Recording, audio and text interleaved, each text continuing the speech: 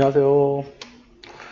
자, 오늘은 임차권 등기명령에 의한 주택을 다시 임대하는 방법, 재임대하는 방법에 대한 얘기입니다.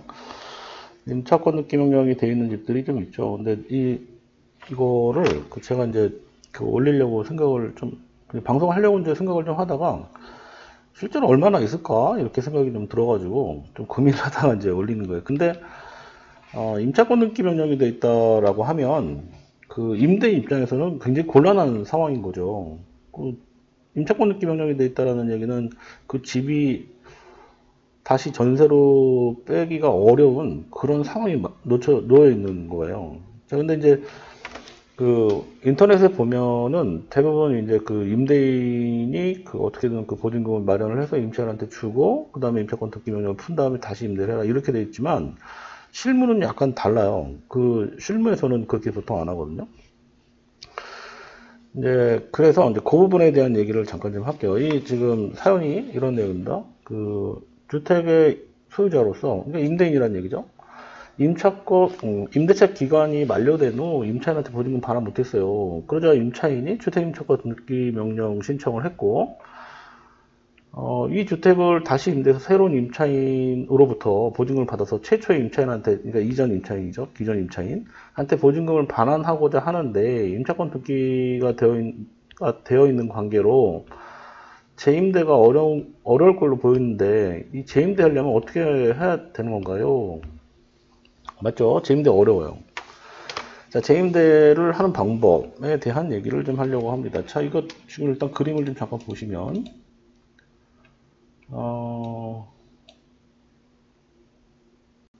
자, 계속 할게요. 자, 재임대를 하는 그런 과정을 이제 설명을 드릴게요. 일단 여기 잠깐 그림을 좀 보겠습니다.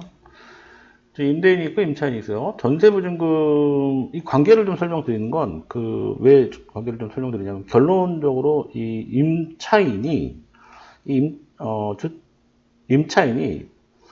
임차권 등기명령 취하소, 인감증명 이런 것들이 필요한데 그거를 주지 않으면 이거 안 나가요. 그러니까 이거를 안 나간다는 게 이제 풀지 못하는 거예요, 상황이. 그래서 이 푸는 그 과정을 설명드리다 보니까 그림을 잠깐 보셔야 돼요. 이게 임대인이 있고 임차인이 있는데 전세보증금 한 2억에 이제 한 2년 동안 사는 거예요. 근데 만기가 됐는데 못 돌려줬기 때문에 임차권 등기명령이 됐고, 임차권 등기명령을 되었다는 얘기는 보통 신청을 해서 보통 한 달 이내에 나오거든요. 근데 빠르면 더 빨리 나오는 경우도 있고. 그런데 이렇게 나왔다 그러면은 그때부터 막 임차인을 맞추는 게 아니라 그 전부터 계속 맞추고 있었겠죠. 근데 임차권 등기명령은 된 거예요, 상황이. 자, 이러면은 임차인은 이 전세보증금 본인 돈이 100% 들어갔으면 상관이 없겠지만, 자, 예를 들어서 80% 대출을 받은 상태에 뭐 안심보험으로 들어가 있는 상태다 그러면 이자를 계속 내야겠죠. 그쵸? 이자 비용이 임차인은 계속 지불해야 되는데 임차인이 좋진 않겠죠. 그쵸? 자기는 나가야 되는데 불필요한 돈을 이제 쓰고 있는 거니까.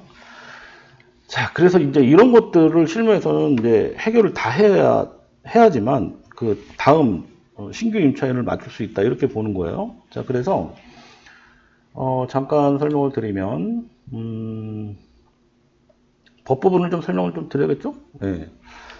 자, 이런 겁니다. 3조항을 잠깐 좀 보면, 자, 임차인은 임차권 등기명령에 따른 임차권 등기명령을 하게 되면 대항력과 우선변제권을 취득한다. 등기명령을 하면 우선변제권을 취득한다 이 뜻인 거죠.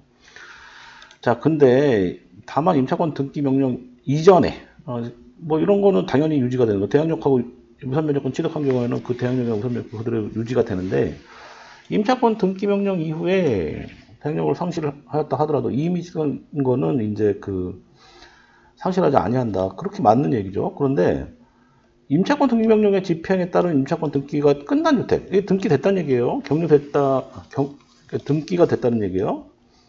격려됐다는 뜻인데 이게 그 이후에 임차인 이거 소액일 겁니다. 소액. 8조에 따른 우선 변제 받을 권리가 없다. 이게 일정액에 보는데 이게 최우선 변제라고, 이게 보증금의 일정액의 보호라는 표현은 우리가 보통 표현하는 최우선 변제다. 이렇게 표현한다고 보시면 될 것 같아요. 자, 그런 경우에는 우선 변제를 받을 권리가 없다. 이게 끝난 다음에는 안 된다. 그 뜻인 거예요. 자, 그래서, 네.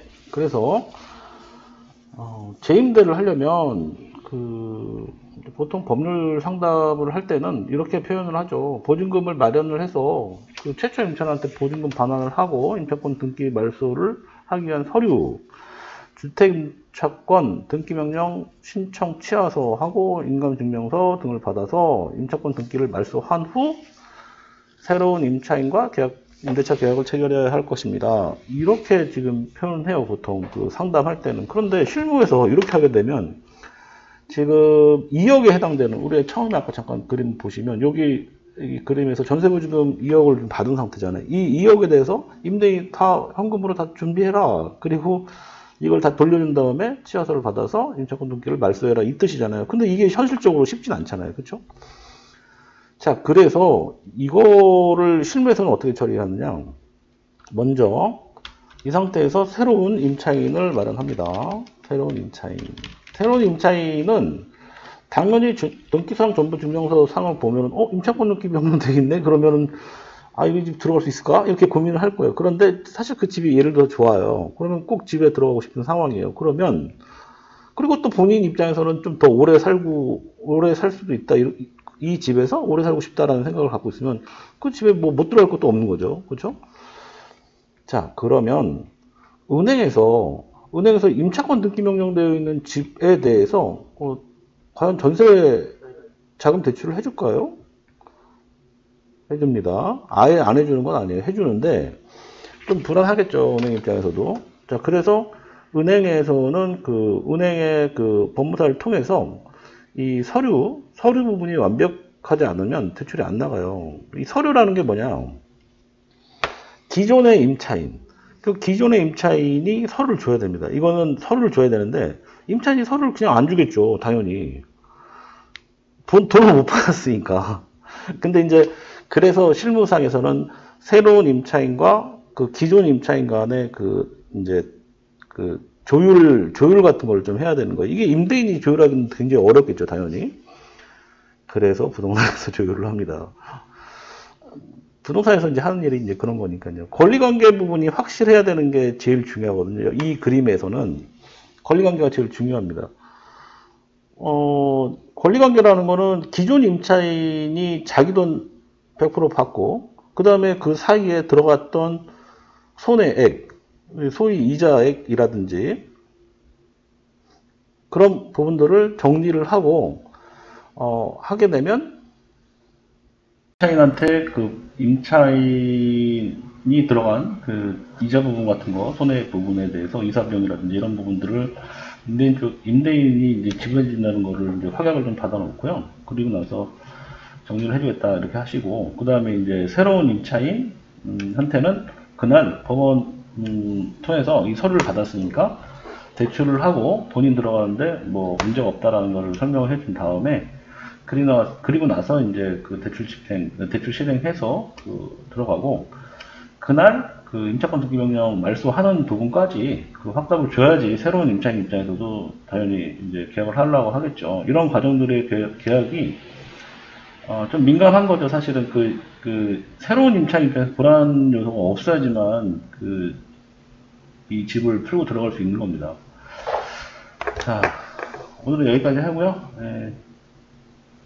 시청해주셔서 감사합니다. 고맙습니다.